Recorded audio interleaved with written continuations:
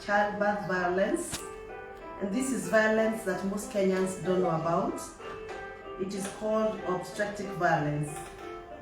Obstetric violence is violence that is melted upon women during childbirth, after childbirth, and even during labor. This violence most of the time is experienced by mothers and their spouses. By the way, have you ever thought why a mother would carry a child for 9 months, deliver that child, and deposit that child in a bush somewhere, or throws the baby into the pit latrine? Okay, there are many other socio-economic factors that would make a mother do that, but for me, my approach is different. My approach is, could be this mother has suffered postpartum depression, and that depression forces the mother to naturally reject that child. Have you ever heard of a story of a mother who went through labor in a hospital, delivered a baby, but refused to breastfeed completely? Some of them are even beaten by colleagues in the ward so that they can agree to breastfeed. Others are forced to breastfeed by healthcare providers. Unasikia mama amefinywa matiti, maziwa itolewe ndio mtoto apate maziwa. To me, I don't see that as a socio-economic factor. I see it as a psychological factor. And this is something that we may need to discuss, talk about it, and see how we can help our mothers so that we can reduce the occurrence of what I call obstetric violence. There are many mothers who have reported that when they went for delivery, they were verbally abused, they were tortured. Others have even complained that the doctors forced them into coerced practices. I mean, they were taken into the ward without their consent.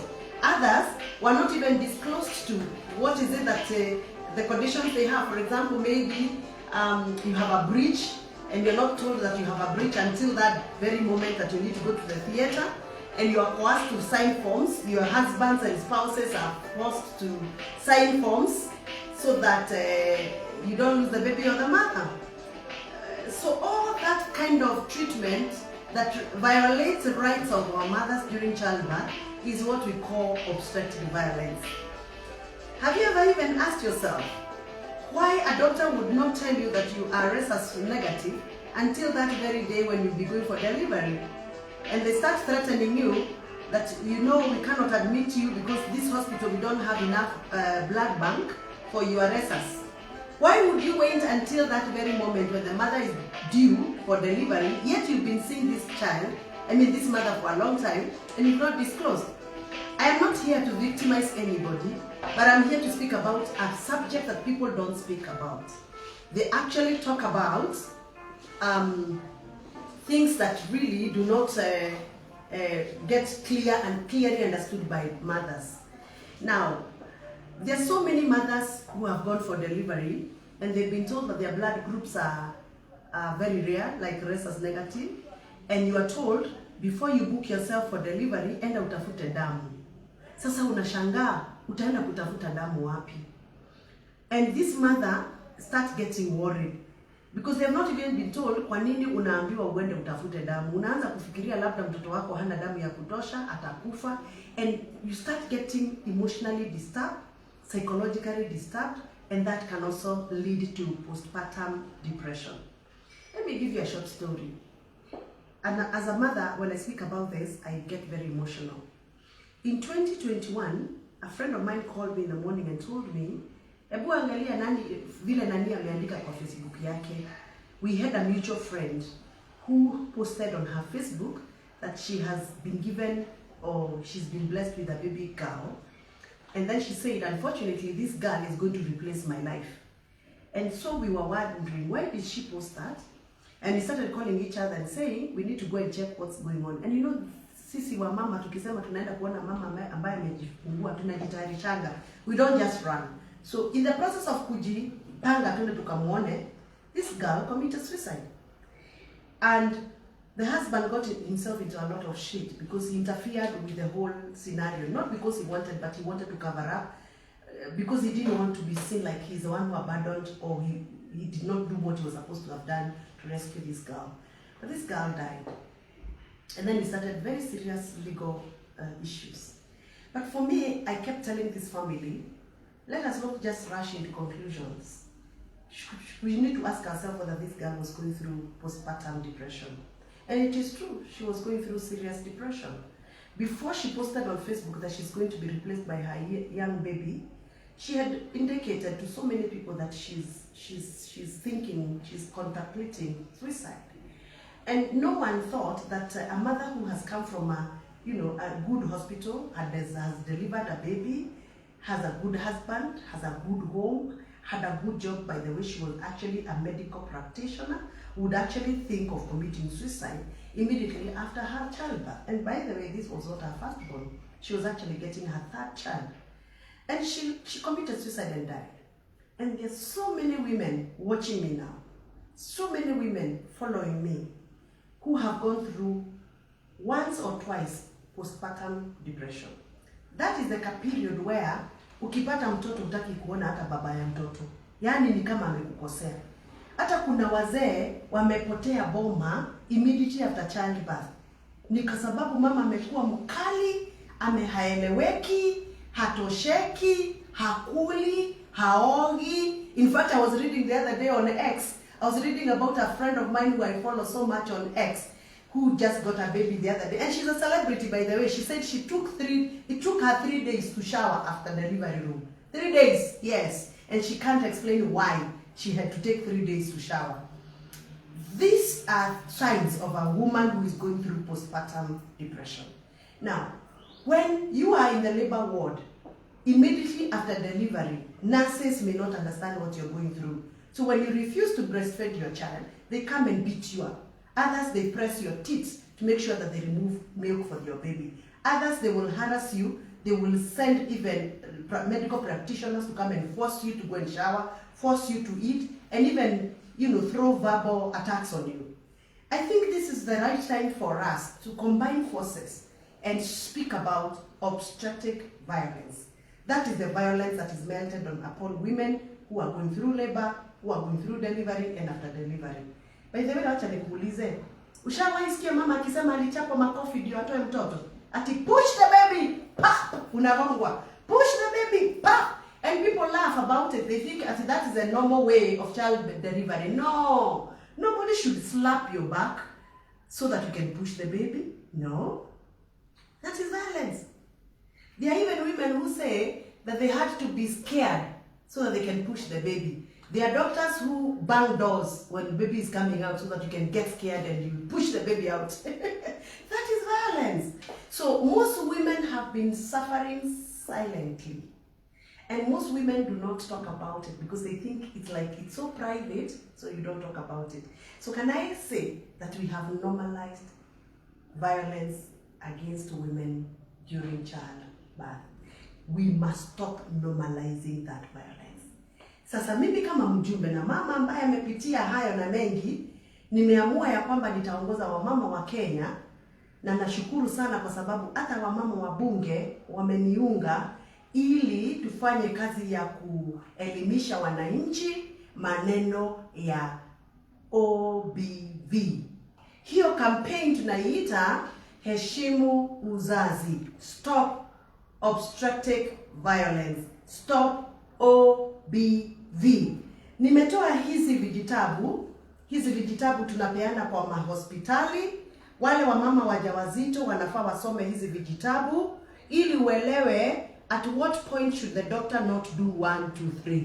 At what point should the nurse not do to you 1, 2, 3. What information should you know? For example, you should know your blood group before you sign forms to go to the theater for baby delivery. Na kama wewe uko na blood group ambayo inafaa iwe na blood bank ya kutosha, uelezewe mapema. There are so many things you need to know before you sign forms to go to theater or to go to the delivery room. That is why I'm here. Mimi ningetaka tushikane na wewe. Unisaidie, wewe baba, wewe mama. Unisaidie, tuelimishe wamama, tuelimishe madaktari, tuelimishe nurses and healthcare providers. ya kwamba hii OBV isipochungwa inafanya wamama wengi sana wajidharau, wakatae kutunza watoto wao, wengine wana neglect na wana abandon watoto wachanga, infants, na wengine wana commit suicide. You know, the other day I was speaking to my friend who went through theater, a C-section, and this was her first child, and she did not want ever to have a scar. You know, kuenda kwa C-section theater lazima ukatwe, na ukikatwa ukishonwa ikipona utakuwa na scar. She was so beautiful and she did not believe that she needed to have a scar on her belly. So she didn't want to go through C-section. So she resisted C-section for a long time. Every time she went to the hospital, the doctor told her, your baby is so big, oh, we don't think you can deliver this baby normally, but she refused. And they agreed with the doctor, we are going to give you an opportunity to try to deliver normally, and should you have a problem, then we shall revert to C-section. But the day she reported her due date, and she reported to hospital, she found the doctor had already prepared all the forms, and she was not given the opportunity to push the baby. She was told, we are waiting for you for C-section. She just got shocked. And that shock really ate onto her child delivery session. And she today feels that the doctor did not give her the opportunity to give her body an opportunity to give birth normally. Now, that happens so many other times. Mothers say that they are being coerced to go to the hospital for C-section. Not because for the economic part of it, but because of their social, emotional upkeep, they feel like they were violated. Have you ever felt like you are violated? Did you feel like you're not treated fairly when you went for your baby delivery? Do you feel there's something that was done to you that was not supposed to be done to you? Do you feel like you're not given the right to be heard on what you wanted during child delivery? And that is why I am here. I am here to speak about things that mothers don't speak because they are shy. I am here to discuss things that nurses don't tell you and doctors don't tell you. But I'm not here to victimize anyone. I am not victimizing anyone.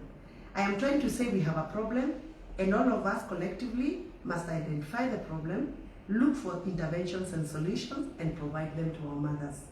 Mothers have a right, according to the Kenyan Constitution, to be treated fairly and to be respected. And therefore, we must entrench respectable maternity, motherhood in Kenya, from the ministry's perspective to the hospital's administrative, which I posted on my request was posted to the National Assembly a year ago. And it is there on the order paper of Kenyans' parliamentary activities since last year, May. It is sad that we give priorities to all other, and therefore matters child labor and delivery are very pertinent in this country. I hope that when this motion is debated in Parliament, we are going to guide the ministry to come up with a policy, a national policy, that is going to guide and give us protocols that we are going to use if a mother reports violation of her rights during childbirth. Hebu niambie, wewe huwa unasikiaje? Ukiangalia television unaona wamama wanapata watoto wakiwa watatu kwa kitanda kimoja. Hebu niambie, huwa unasikiaje? Ukiona watoto wanaozaliwa na wamama wajawazito ambao wako na ulemavu na wanadhulumiwa kijinsia, wanadhulumiwa because of their biological presentation. I think it's time for us to collectively own up and say there's a problem in Kenya on matters dignified maternity child care. And we need to accept that there are loopholes that we need to fill up and cover up. We must accept that there are interventions that are critically needed so that we can be able to help our mothers in matters child delivery and childbirth. And therefore, I, together with many other women, we have come up with a campaign called Heshimu Uzazi, Stop Obstetric Violence. And that campaign has been running. And it has been running through social media. Somebody's trying to ring me and my phone is disconnecting. I hope it's still on. And this campaign can only get out there if you amplify from where you're watching me from. You need to speak to somebody about OBV. By the way, let me tell you, the people who suffer OBV more are not even women, they are the men. Can you imagine a man who has gone to the delivery room with his wife in Kenya na anasikia nduru ambazo zinapigwa huko kwa ward na matusi ambayo inakuanga huko kwa delivery room? Do you think that man will come out the way he went in? Men suffer. It's only that they don't speak. There's one who told me he went in the delivery room one day and he will never go back because of what he had. Not what he saw, what he had. Nurses say anything they want to say in those words, abusing women who are screaming. And I don't think that is right. Husbands should be given the opportunity to witness the birth of their children if they so wish. And therefore, I would want us to agree that there's much that needs to be done. Now, I have joined with very many organizations, and I am grateful that I have so many organizations that have come on board to help us to amplify this campaign called Stop OBV. They are nurses that work as a group in organizations and associations who have accepted that there's a problem and they want to look for solutions and interventions. They are teachers who have come together and have realized that they need to amplify their voices around matters of obstetric violence and matters to do with child delivery. They are doctors, association of doctors that have come together. And I want to specifically thank FIGO under the leadership of Dr. Professor I'm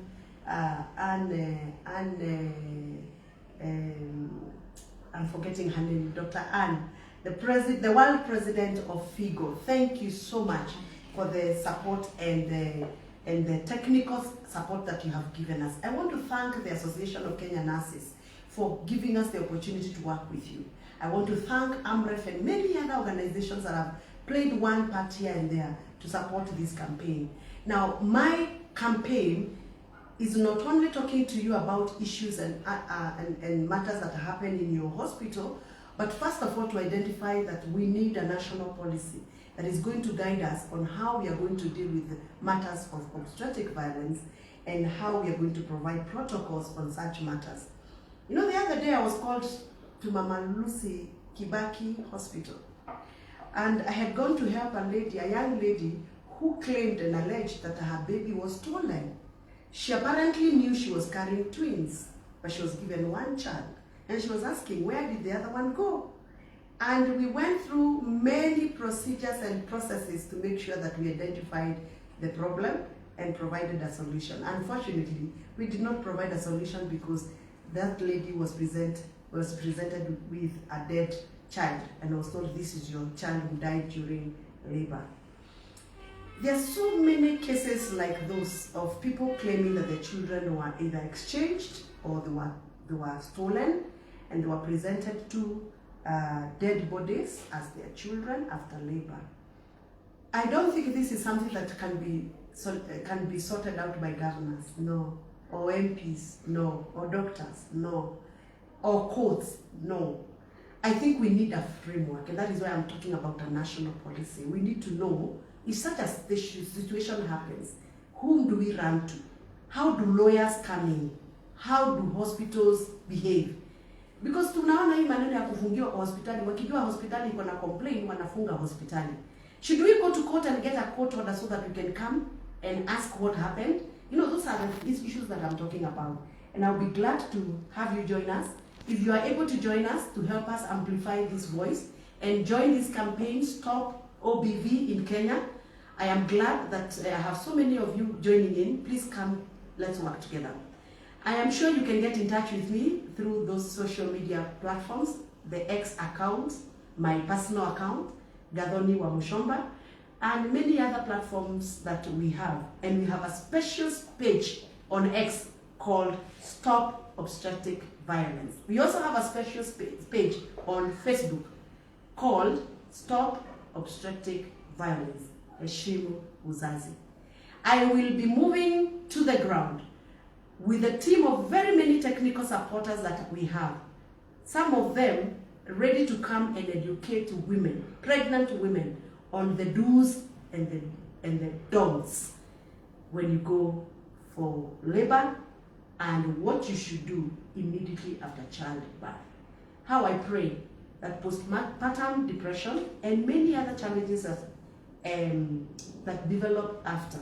Mismanagement of that whole process will be sorted out.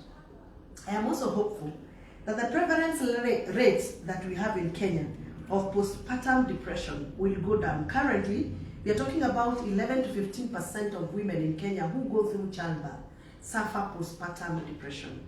We are also hoping that 7% of the women who go through delivery and are rhesus negative will be prepared prior delivery, because most women who are rhesus negative, like myself, do not know what to do before. They only wait to be told what to do. If the doctor forgets one of the procedures that are supposed to be done before you deliver your child, you get yourself in a lot of problems in the future. That is why I'm here to speak about these issues that surrounds matters of respectable childbirth in Kenya. My name is Gathoni Wamuchomba. I hope to be back to dissect and discuss with you more on obstetric violence in Kenya. And by the way, OBV has not been acknowledged in Kenya. We have not acknowledged this as a form of violence. We have sexual violence, we have gender-based violence, we have domestic violence, but we have never acknowledged obstetric violence as a form of violence in Kenya. And that is why we need to go to Parliament and debate this matter so that we can move to the next level. Asanteni sana. And I'll be open to inboxes for people who want to know more. If you want to know more, you can inbox me on my social media pages. I am going to respond to you and get in touch with you. Have a good day. Bye-bye.